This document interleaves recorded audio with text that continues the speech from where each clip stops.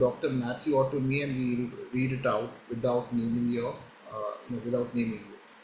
So that's it. And in case you're here for the first time, and if you'd like to connect with us for more such lectures, then please click on the link that I'll be posting in some time, and our number also will be there, so you could connect with us after the program. Thank you. Okay, any questions? Please use your Zoom reaction sign or put your question on the chat.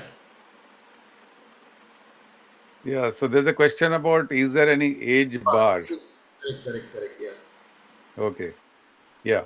So definitely, I would not advise fasting for children unless they are really prepared for this. And one of the things that I think you had addressed in this, Abhijit, in one of the talks about children. So maybe you can also share about what you have, but I will also just share that these are the certain guidelines that we ask for our reception team to for our children, that if children are undergoing fasting, it is important that basically it is something which is an attitude of the heart. It is not something like a legalism. We say that, okay, you have to fast because somebody is telling you.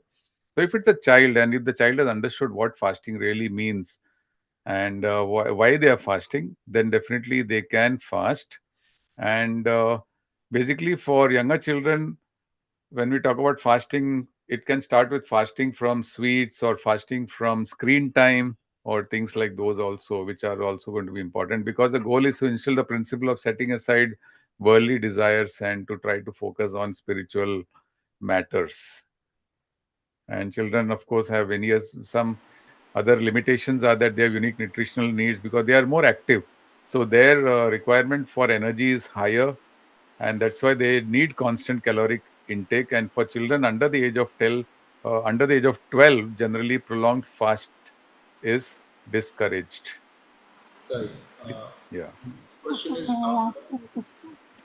okay, Mrs. Jacob, go ahead, please. Yeah, I heard about that fasting. 24 hours will be better, means for health conscious. Uh, then it's possible. It's possible. What you mean to say, is it possible to fast for 24 hours? 24 hours. I mean, that's a total period of 24 hours, one day fast you're talking about, right? Yeah, Yeah, if you have fasted for a half day and you find that there is no discomfort, then you can progress to a 24-hour fast in that sense. But water intake would be required in a 24-hour period, but no other foods. Yeah. okay. Yeah. Okay, there's a question. How long to continue? You want to ask something more, Mrs. Jacob? How, how long to continue intermittent fasting? How long to continue intermittent fasting? So, intermittent fasting is something where you eat for in a defined hours, for example, 8 hours, and then you don't eat for the 16 hours. So, technically, this type of fasting you can continue for as long as you wish, because in this there are certain metabolic benefits for certain type of people, so it can be continued. There is no harm in continuing it as long as you can. There is no problem. Okay. What is the right way to fast for a diabetic person? Okay, so for a diabetic person, fasting generally is not recommended, because they are on generally on medications which are taken once or twice a day. And if you take your medication and then you do your fasting, then it is possible that they may go into low sugars. So you need to customize your treatment first before you think of fasting. I think related to that, what about people with blood pressure tablets or thyroid and all that Yeah, issues? so there is no problem taking blood pressure or thyroid medications even if you don't eat any foods. In fact, thyroid medicines are typically taken, the Right. thyroxine molecules are taken empty stomach, so it doesn't matter. So it's only for diabetic medications that you need to exercise caution when you're going to fast. Right. What is the effect of fasting on muscle mass? Yeah. So when you're fasting, generally, once you've exhausted your glycogen stores, that means the body has a lot of storage of glycogen, which is converted into glucose for energy. And once the glycogen stores are exhausted, then the triglycerides are converted into fat, and the last is the protein. So the muscle mass is the last to get affected once you're fasting, because the body tries to conserve muscle because it knows that muscles are required for the body. So that's what. Right. There is one other question which has come to me. I Yeah. think it has come as a direct message that wanted to know if fasting is all about self control, then should we eat in the morning or the evening if we are to eat only one time? Yeah, so it's about self control. So it is basically a question about like temptation. When do you feel tempted to eat? So basically, question, okay, this is something which is it varies from person to person. So some people are very hungry in the morning and some people get more hungry in the evening.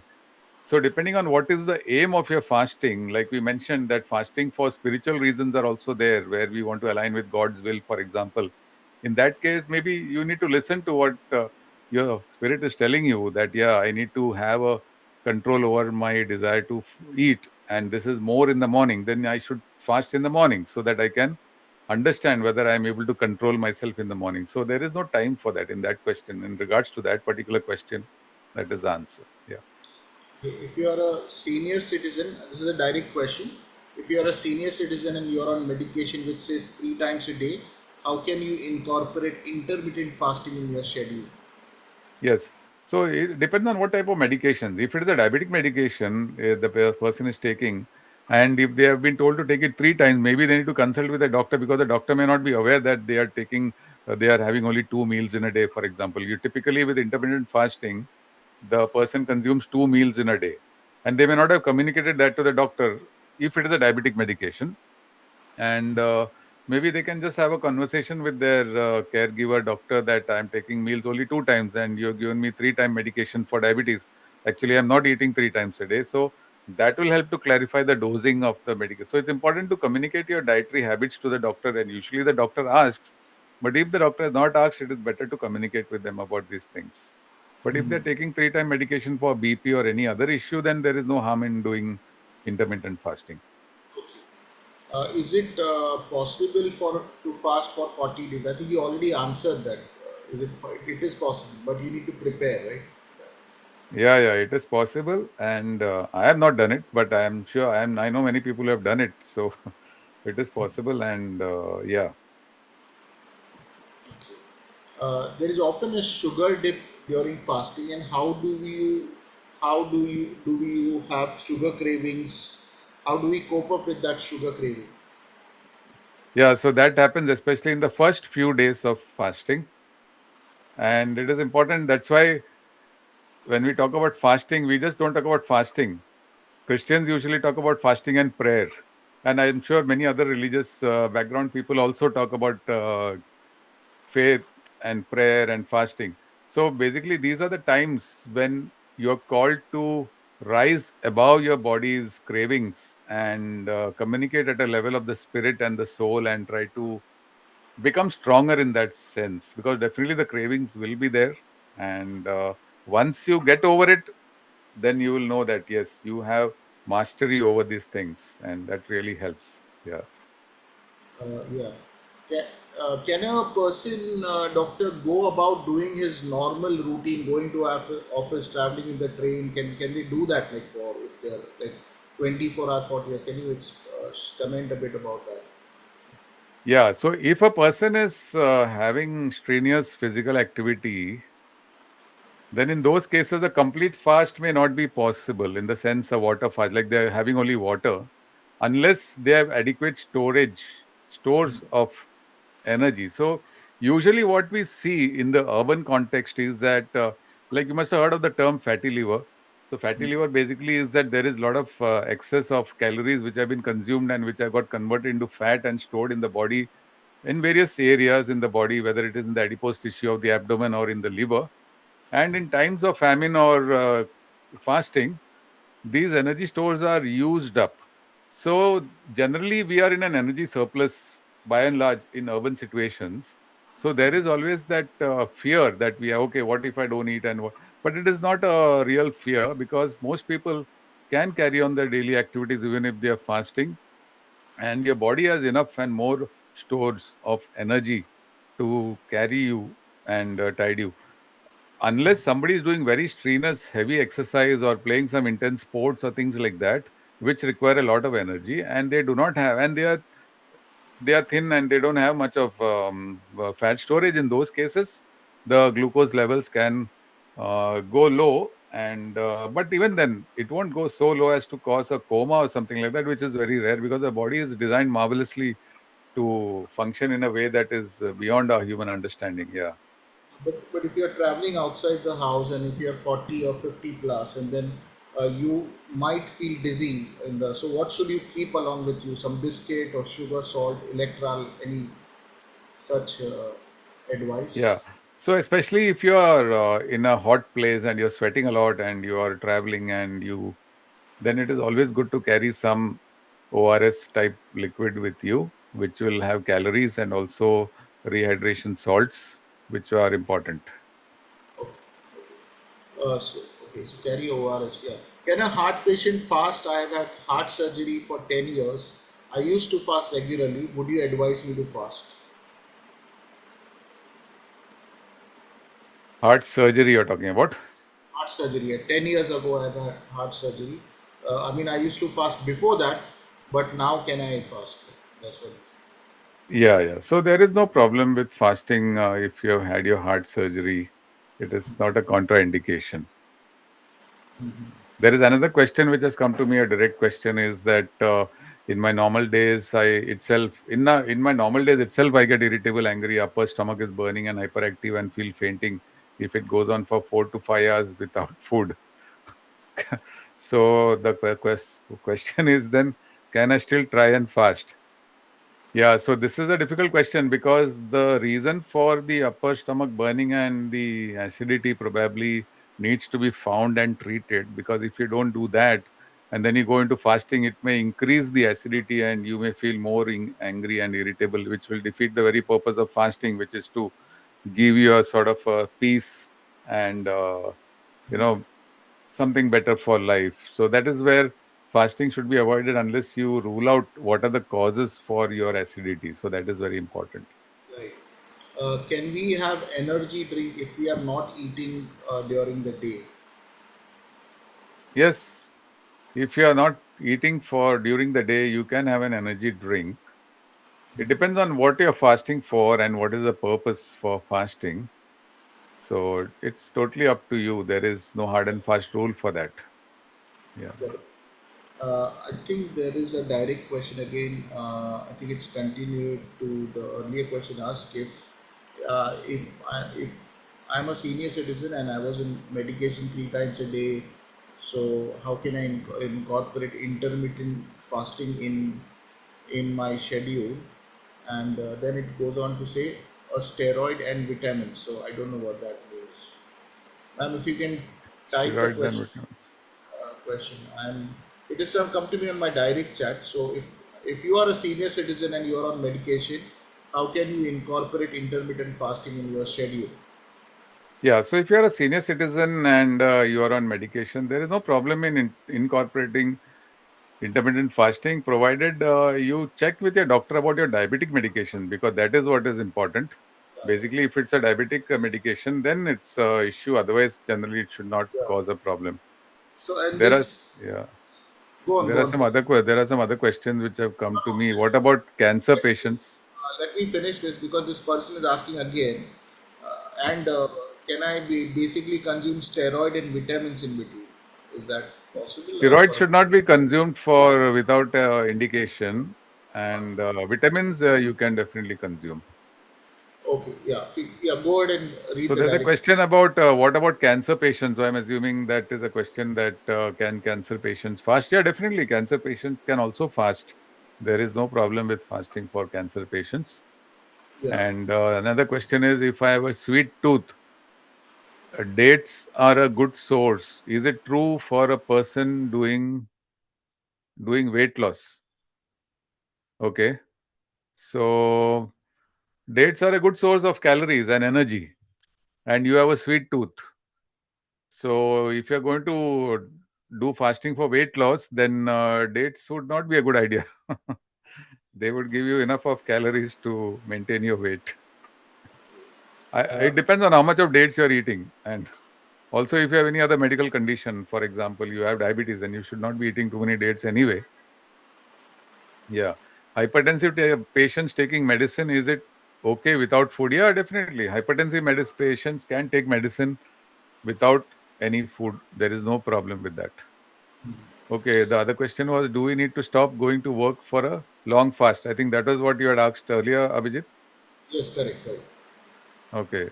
So I was just going up and seeing there are some questions which are not answered before that. Can a person with acidity fast?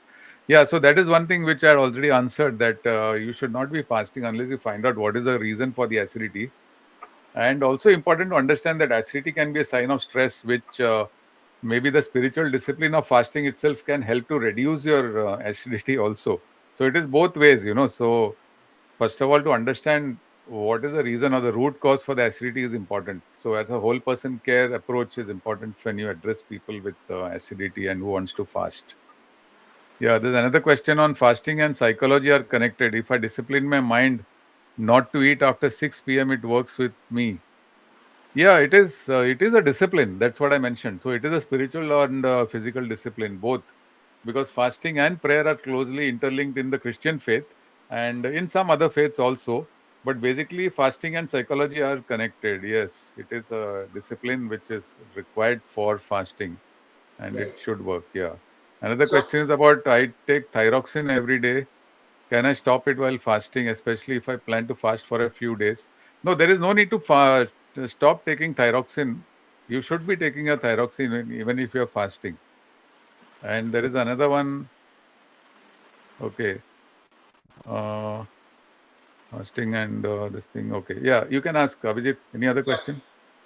some people practice absolute fast, which is they don't take water also. So, how long can they go without? Yeah, without water, the body can go for around 48 to 72 hours, but it is not advisable. It's not advisable. Correct, Hmm. correct. Right. Hmm. Okay. Any other question, friends? You can unmute and ask also now directly. No problem. If you're finding it difficult, just unmute and ask your question. Anyone? Doctor, intermittent fasting is really so good because I was like borderline diabetic, and after I reduced my weight from 84 to 70, Ah, my ah, sugar and everything came normal. So oh, yeah. really, by Ah, God's grace, I could. I'm enjoying the benefits of it. It's ah, really good, It's really good. yeah. Otherwise, I would Wonderful. have got cholesterol, high cholesterol, then BP. Nothing is there. So Wow. this fasting is really good. It works on our body. It keeps so much energy, so much work we can do, and it's really. I means I'm benefited. Yeah. So basically, what this also shows is that by and large, we eat too much. Yeah. And that is one of the main reasons for these so-called lifestyle diseases. So, as you can see, non-communicable diseases (NCDs) are a big concern for the government as well, and for developed countries all over the world. Non-communicable diseases are very important risk factors.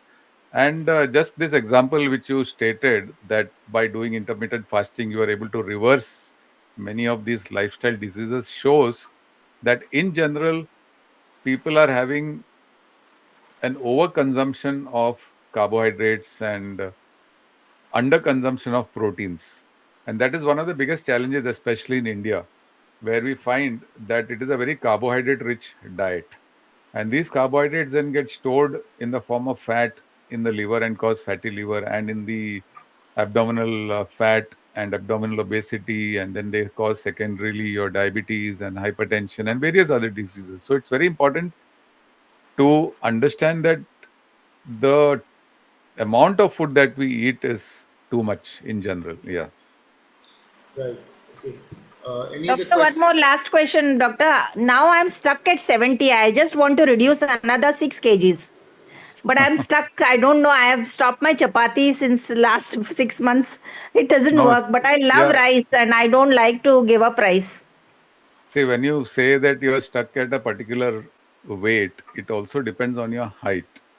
So when we look at the height and the weight, and you look at the BMI, and if your BMI falls within 24, then it is okay for that height to have a weight like that. And it also relates to genetics and the way you're built and how your parents were. So it is not that everybody has to have a magic slim figure. You can have a figure which is not slim but also healthy. So it's Correct. important to understand that God has created us in various different shapes, and everybody need not be so thin. It is that you are feeling healthy, you're feeling fresh, and your other parameters are good. There is no blood pressure, there is no sugar, there is no cholesterol. These are the things that are important. Okay. Any other question? Yes, Sister Nancy. Um, Go I've ahead. often heard people complain about getting a headache when they fast. And I wonder whether that is a medical thing or is it something psychological? There is no medical reason for getting a headache during fasting. So there could be some other reasons for it. There are some people who have a tendency for migraine, and these are the people who generally do get this type of headaches with certain stresses. And fasting is a type of stress initially. So that is why we say that it is important to just understand that, yeah. You can pop a headache medicine at that time or some painkiller at that time on an empty stomach. Paracetamol is safe. Other non-steroidal anti-inflammatory agents are not generally advised on empty stomach. Okay, got it, got it. Yeah. What about people who go for their regular exercises and gym? They sometimes tend to drop that during the fasting days. Can they still carry on and do the same routine? Yeah, that is a good question. Generally, if you are doing some heavy exercises in the gym, or you are doing these type of activities, then you may not be able to do a complete fast, but you may be able to fast from certain other foodstuffs, which, like anyway, we all eat a lot of foods which is more than what we require. Correct. And like especially nowadays, if you go to any wedding or to some buffet and things like that, and you see the amount of food that people load onto their plates, you see that people generally do not realize how much they are eating, and the body has been incredibly forgiving of us for what all we eat. This is again thanks to the amazing way in which God has designed our bodies. But really, we sometimes, even the body cannot cope up with what all we are eating. So that is again a challenge for us to just check. And one principle which I always advise is eat till your stomach is 60% full. Correct. 60, huh? Wow. Yeah, yeah. Okay. Then you see after that there are some desserts also and things like that, and then you say, hey, I should have waited for that. Right, right, right. Okay. Yeah, any other question, friends? Yeah. I think in some traditions, religious traditions, they load on to like food in the evenings, and then it's oily stuff and all that. So, on an empty stomach, how healthy is that? Like that kind of stuff, or it all again depends on people's metabolism. Or do you? Because somewhere I've heard that if you're fasted for like 48 hours and all, then you should not immediately start a full meal. You need to Yeah, yeah, sometimes. you have to go slow with anything, because our body is, you need to take care of your body. Basically, you have only one body, and you need to be a good steward of your body. And Yeah, that's why it's important to respect your body and to make sure that you are gentle with it, and avoid all these types of overdosing on fried and other things, because these things ultimately then cause more harm than good for you. correct, Another correct, thing about headaches is that my wife, who is a medical doctor, says that you should prepare your body before the fast to avoid the headaches. Some people do get headaches with fasting, which is basically they have this tendency for headaches, and it may get exacerbated during headaches. So she's on this call. If she wants to say something, she can also. add to what I'm saying. Yeah, welcome. If you're there. Yeah. Oh, yeah, yeah. Please unmute. Yeah, go Yeah. ahead. Yeah, no, I think Matthew has covered that point. It's very so important for us to prepare our bodies well. As much as we prepare our bodies for the fast, it's also important to break the fast very slowly. So if you're on a prolonged fast, then if you're planning to do a prolonged fast, then you have to take time to even break the fast. So preparing the body before and breaking the fast slowly is both are important. Okay. So yeah, So Any there's One another more. question. okay. Uh, we mentioned earlier about children fasting. I've been an educator, and what I notice is that children bring a lot of junk food. During the break, they are eating, out of packets, and we've been telling parents to send, to give them, like chapati, cooked food. One way of fasting would be to resist junk food. Have healthy cooked food. I mean, I'm talking about children because children today just want and they demand the burgers. And do you have any suggestions? How do we get Def- children to? yeah, so there it Because is more of a issue with the parents and the children, and yeah, it is a challenge, no doubt. And the point is well taken that fasting from junk food, fasting from screens are all very important for children. But how we do it, it's up to each parent and child. And we are just now realizing the danger of screens on children, because medical science itself was not aware of the dangers. And it was a big surprise and a shock to many that the dangers of screens and these type of devices on young minds. And now there is a conscious decision to go back to books and to reduce screen times in schools and colleges. It has just started in the Scandinavian countries and Finland, and I'm sure it will spread across the world, because this is something which we all jumped into without realizing the dangers of. And of course, junk food is another thing, but junk food and the screens both are very important for children. There are quickly two more questions which have come up on the chat. One is about rice and chapati, any difference? There is not much of difference between rice and chapati. If you're talking about the caloric value, it's only 5%. Chapati has a little bit more of fiber, but that also, if rice is unpolished, it does not carry much of a difference. And the second question is that this person is asking that he joined late and diabetic. So diabetic patients on medicines not advisable to fast unless you check with your doctor and adjust your medications. So that can be a good thing. Yeah. Yeah. Since Dr. Vinita is here, would you comment something about women's health and fasting in terms of maybe pregnancy or menstruation cycle? How does that have any comment on that? yeah. So in pregnant women, we don't advise because the child needs the sufficient nutrition as much as the mother needs.